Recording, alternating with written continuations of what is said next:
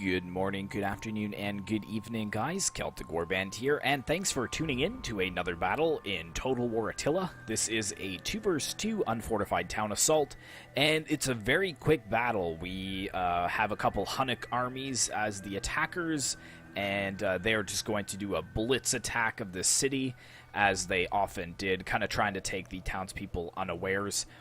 And take the city, torch it, burn it, loot it, and then head on to the next one. So, hope you guys enjoy, and without further ado, let's take a look at the army comps.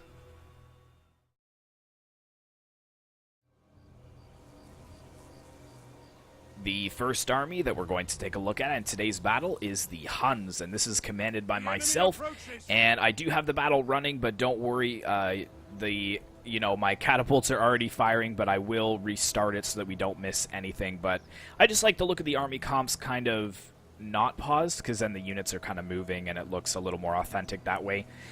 But yeah, let's take a look at my force. So right in the front lines, I have 2 units of these scary warriors. They're a tier 3 spear. I only brought 2 units just to ward off any enemy cavalry that may be coming in.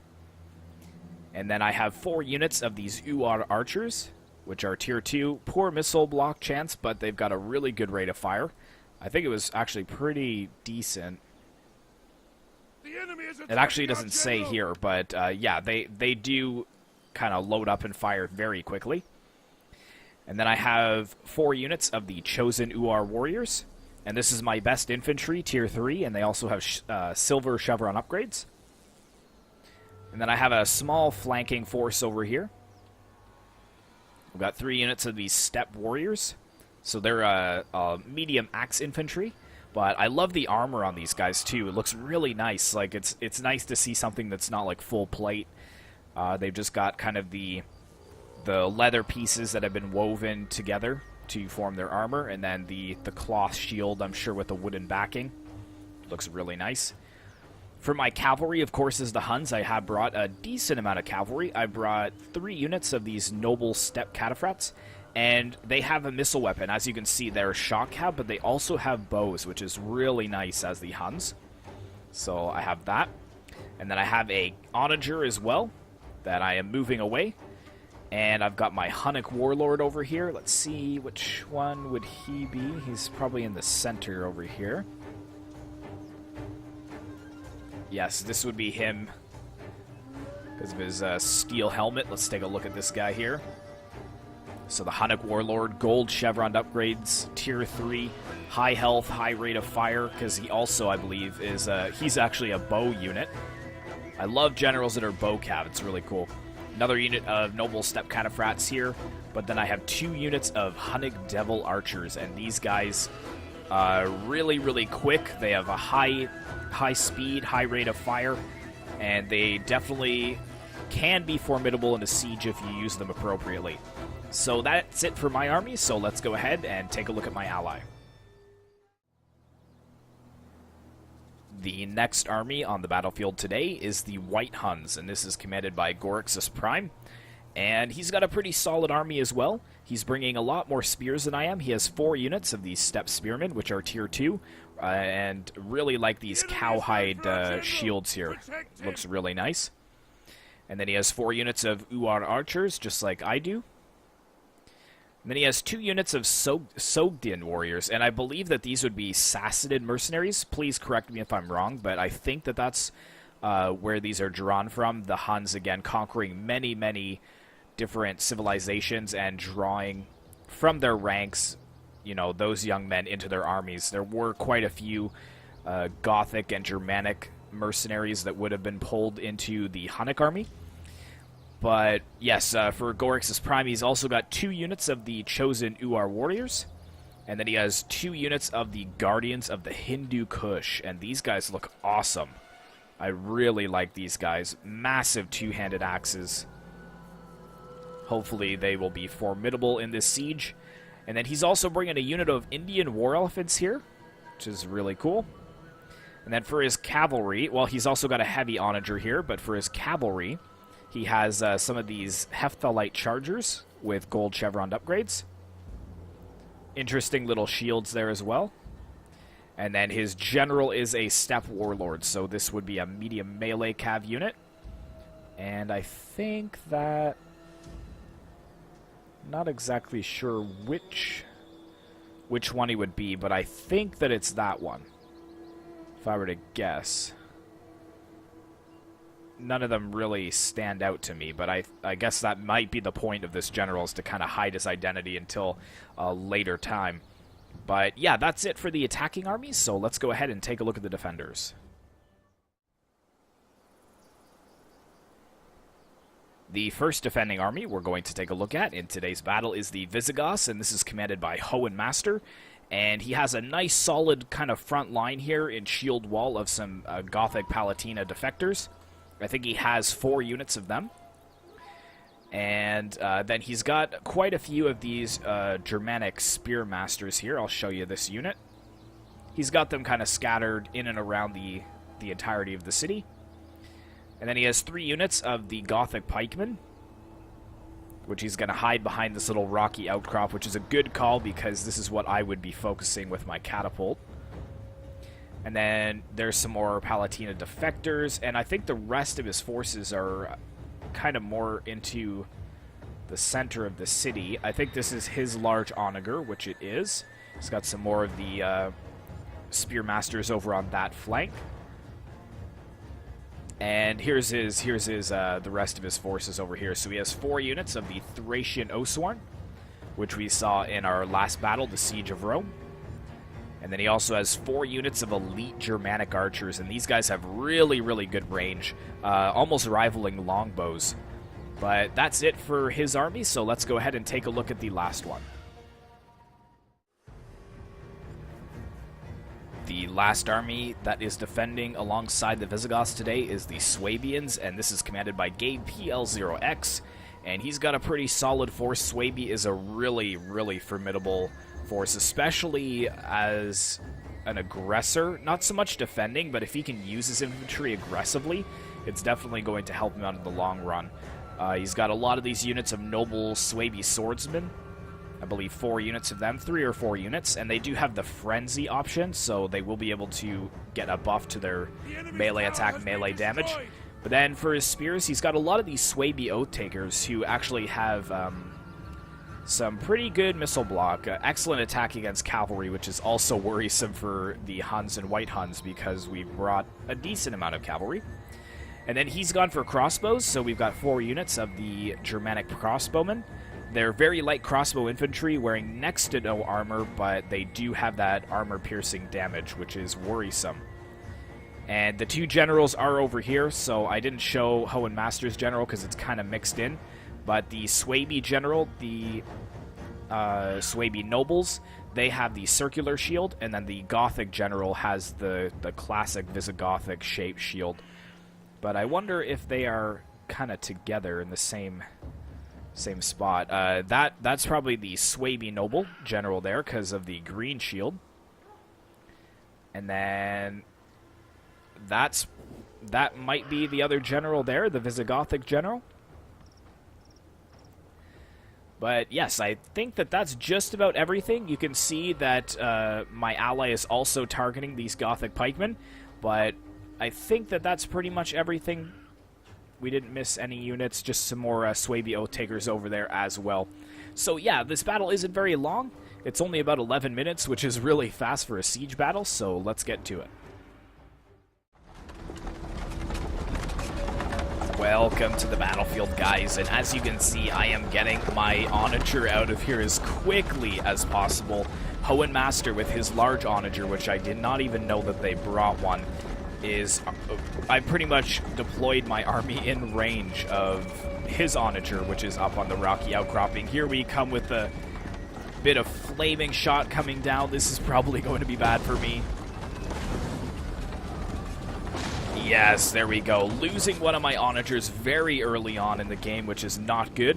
So with that being said, I'm being very aggressive with my forces, trying to push up my UR archers and my Skiri spearmen. Skiri? Yes. So basically pushing everything up very, very quickly. As you can see from the amount of time on the battlefield, there was just no waiting around at all. But we've got the arrow towers to contend with, which is a little bit of a problem. I wasn't able to focus them down with my artillery early enough. Let's take a look at what's going on the other side. You can see that my ally is also responding, moving his forces closer and closer to the settlement. But it's pretty much dead even. We have way less men, though, which is really a big problem. Let's go ahead and put this on slow motion here.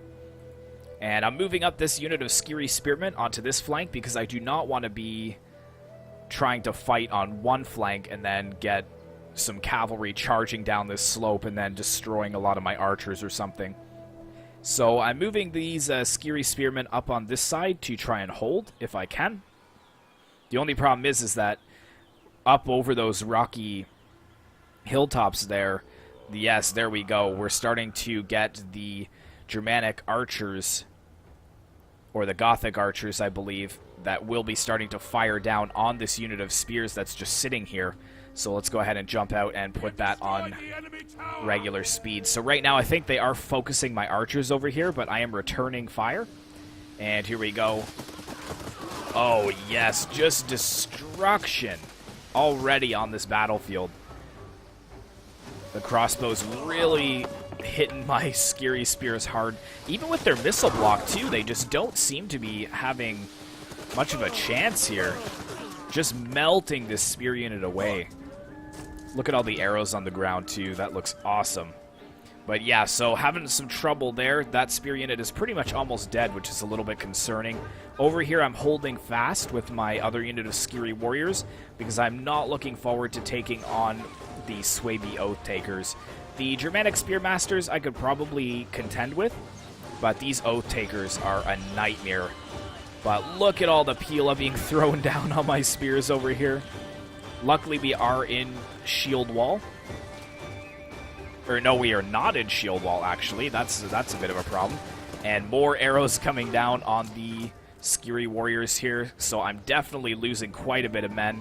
And here we go, the Germanic Spearmasters, they're actually just standing here. Now the thing is, they are in spear wall, so they will not fire their Pila at this time, which is good for me, well, good for what's left of these poor Hunnic units.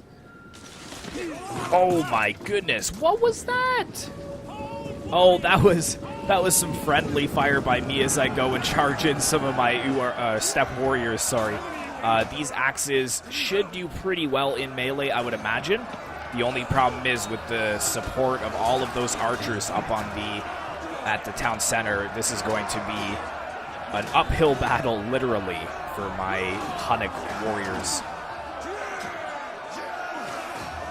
But I wanted to send in my axes early on because they can do quite a bit of work with their melee damage and armor-piercing damage against the spears. So I am fighting over there. Has my ally engaged yet? Yes, he has just about engaged here, so let's go ahead and take a look at this. Still firing his catapult into the enemy's back lines, but we've actually got the Guardians of the Hindu Kush in melee here. Yes, but they're actually getting shot in the flank by some axes. I would imagine that maybe from the Thracian warriors, or the Thracian Oathsworn. But the Gothic Palatina defectors, they're pretty garbage, but they're doing their job holding these expensive units in place. But I think that we've already got some breaking over on this side. Yes, we do. So the Guardians of the Hindu Kush really muscling in. The only problem is they need to get into melee quickly because these noble Suebi swordsmen could have had the potential to throw their Pila. And look at this fight already. Ooh, some big hits there.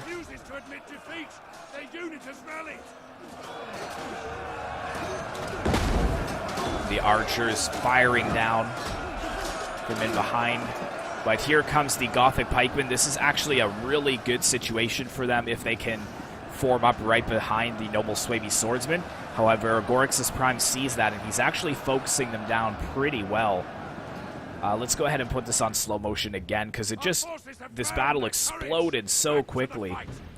Let's actually get down here and take a look at the Suebi Oath Takers up on the barricade here, which is interesting. So it looks like the UR warriors are trying to break down this barricade.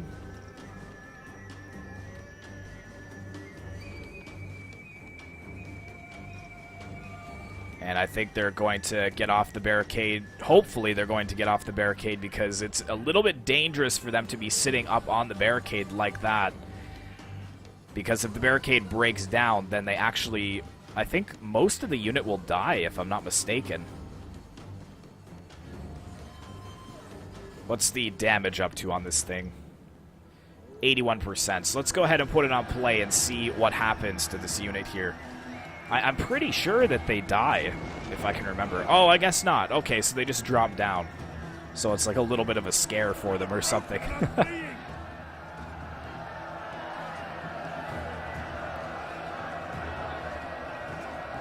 But that's right. So we're pushing it on all sides over here, but it's probably looking pretty negatively for myself on this side. My 2 units are just about to wrap up a Thracian Oathsworn unit that has been sent in to contend with my UR warriors.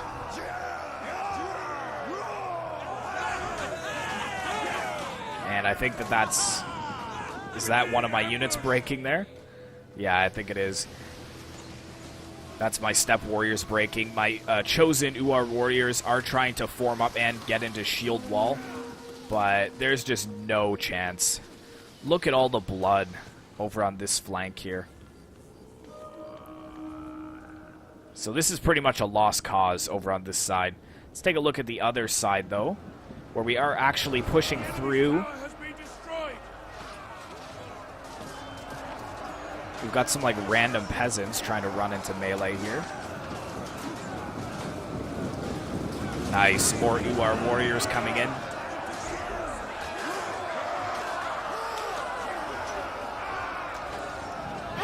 And there we go. We've broken these spears. So this actually opens up for my cavalry to come in, and I believe I do have my cavalry pretty close behind. Yes, I do.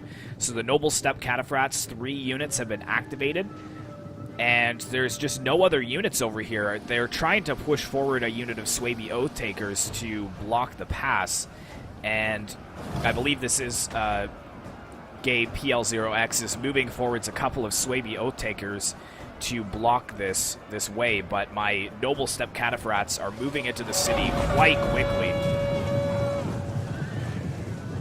And that's what I really love about the Huns is how effective their cavalry is. And here we go. You can see the Suebi Oath Takers are rushing into position. Unfortunately, it doesn't look like they're going to be able to get to us in time. They're going to stop a couple of us, but the rest are going to slam right into the backs of these Thracian units here. And it looks like we got some of my Hunnic Devil archers over on the other side that are starting to fire down. Let's actually jump off of them for a minute, because it's just jumping all around everywhere.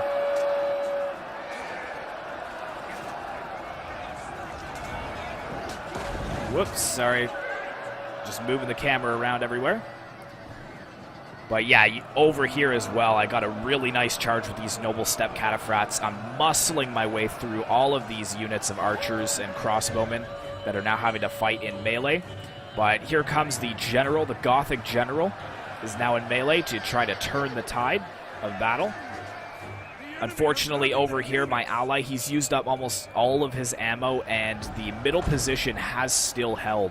He did charge in his Hephthalite chargers. Unfortunately, though, they're melee cavalry, so they don't have the best charge in the world. Balance of power is still pretty even, but we're only down to 1,700 men. However, they only have a 300-man advantage now, whereas before they had a 800-man advantage. But you know, the moment that we're sending in archers, things are looking a little dire for the attackers. And look at that cavalry just getting cut down by these noble Suebi swordsmen. This settlement is so hard to attack. I can't tell you how many times as a defender you know, feeling pretty comfortable with the win. And then how many times as an attacker you feel almost right from the beginning that it's a lost cause. But here comes the Thracian Oathsworn into melee as well. They're just walking into melee. They're not even concerned at all. I think actually they're not even going to charge in. They're just putting up a little bit of a secondary line just in case they are called or needed. But yeah, my Hunnic Devil Archers over here, they are trying to get some shots off. But look at that, like 6 kills for each unit. That is not good for a very expensive unit of archers. And let me just get the HUD off first, and then we can jump back in there. I love how they kind of shoot to the side, though, which is really cool.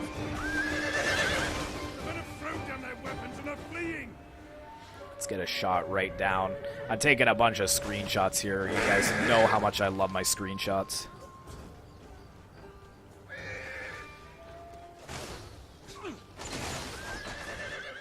But yeah, I think most of my cavalry is breaking at this point. If we kind of zoom out and take a look at the battlefield as a whole, the Gothic general is getting pretty depleted. He's down to 29 men and wavering, so I was really trying to focus on killing this general. Actually, we can zoom right in here. He's going against some of my chosen Uar warriors, and there we go. The Gothic general actually breaking off the battlefield to the might of the Huns. However, a well-placed Pila throw by the Suebi nobles has just obliterated what's left of my force here. So he was really trying to save his allied general there. A couple of my Hunnic units actually caught in melee there, but they were run down pretty easily. And over here, my general, again, just kind of wrecking some archers over here. But the balance of power really starting to kind of tip out of our favor. They're back to a 500-man advantage now. And I just am out of infantry, pretty much. I don't have anything else that I can send. So with a third Hunnic army, I think we would have been able to win. But in siege battles, unless there's a lot of room for cavalry to kind of charge in and around everywhere, then it's pretty much a lost cause. There's not much that you're able to do. Look at that, too. The Goths pouring down archer fire on the Hunnic general. No honor. And here come the rest of my archers as well. Charging up the slopes. What I'm going to do with my archers on this side is try and hold back all of this infantry here. And my general's going to go and get rid of a lot of these archers. Look at all of these archers here. Just caught out. My ally got his steppe warlord into the mix as well. So we're going to take a lot of them with me. And here comes the Suebi nobles, the Suebi general into melee. But yeah, it's pretty much bad news bears over on this side. Archers fighting the noble Suebi swordsman. That is not going to end well. And my ally's general dying very quickly there. He had just moved into melee, so I didn't really know how exactly that happened. But I think he was just focused down. Focused down by a lot of the remaining archers. But my brave, brave warlord facing pretty much all of the Germanic crossbowmen, or the elite Germanic archers, sorry, along with the Suebi noble general. I just wanted to break all of these archers off the battlefield. Our ally has been routed. And there goes my ally, routed off the battlefield. And it kind of looks like the Suebi nobles are just chilling there. They're not really doing too much. They're just like locked in place almost. One or two of them are fighting. Here, let's watch this little 1v1 duel here. Oh, he's actually going to leave. Come on, take him out.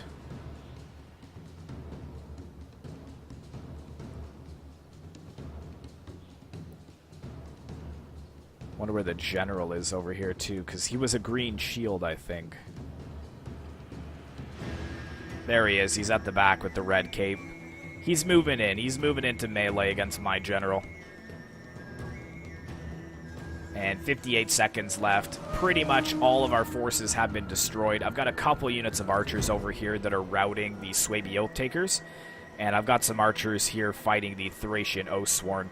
And I have some my Hunnic Devil archers over on this side. But there we go. I've actually routed both of the generals with my warlords. So that, if that's not a W, I don't know what is. That is a win there. But there we go. Archers were pulled back to focus down my general as he tried to charge down the slope. And it was an utter slaughter. An utter slaughter. I think my general is still alive, but not for long. There's the general dead.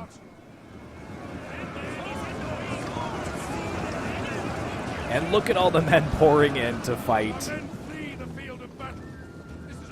So, crazy, crazy battle. A really quick blitz-like siege, but it was a valiant defeat. Let's take a look at the results. So, fielding a lot less men than the enemy did, but my general getting 271 kills, which is really solid, plus routing the 2 general units. And then my chosen Uar warriors doing alright. My cheap steppe warriors doing pretty solid. Archers, okay. And the cavalry, the archer cav actually not doing too bad, but this cavalry, I would have liked to see a little bit more kills from them. Looking at GorixusPrime, his general again, 143 for the kills, and his archers doing really well there. Spears not so much, the Sogdian warriors not so much. These 2 units of guardians, the Hindu Kush did really well.